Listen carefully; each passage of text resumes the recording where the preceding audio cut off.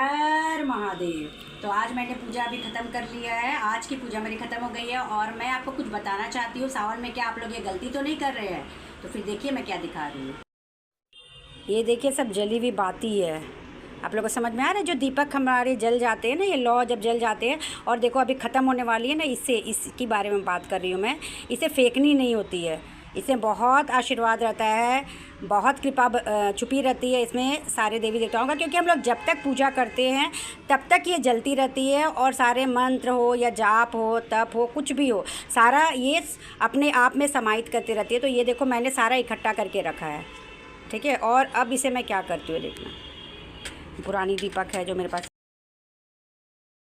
ये जो बाती है ना, मेरे पास 10-15 दिन की इकट्ठा की हुई है और इसे मैं एक डिब्बी में बंद करके रख देती हूँ। और जैसे ही थोड़ा ये इकट्ठा होता है ना, फिर मैं इसका यूज़ करने लगती हूँ। क्योंकि ये जो बाती होती है ना, बहुत ही शुभ होता है, पूरा सकारात्मकता इसमें रहती है। हम जितना भी पूजा पाठ, जप तप, मंत्रोच्चारण करते हैं, सब इसमें समाहित रहती है।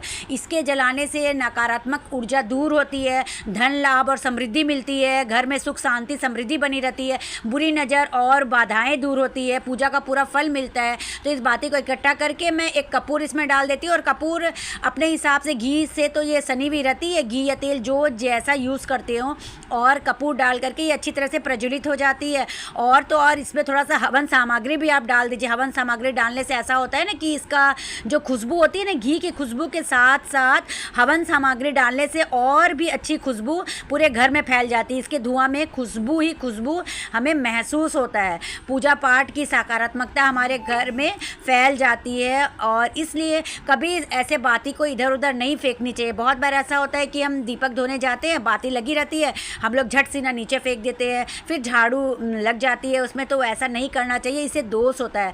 ये जल जाए तो इसकी मात्रा भी कम हो जाती है, फिर हम इसका यूज़ कर सकते हैं। और अंत में फिर हम इसके पेड़ पौधे में डाल सकते हैं। ऐसे तो विसर्जन हम पानी में भी कर सकते हैं, लेकिन आजकल नदी तालाब मिलना बहुत ही मुश्किल है।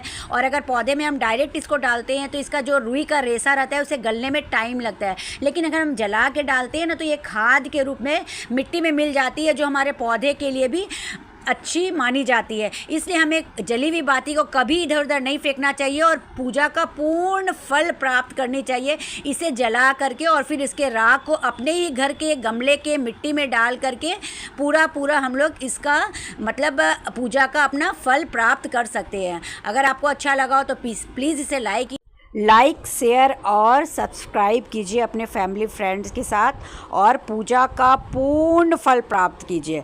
तो नमः पार्वती पते हर हर हर महादेव शंभो काशी विश्वनाथ गंगे।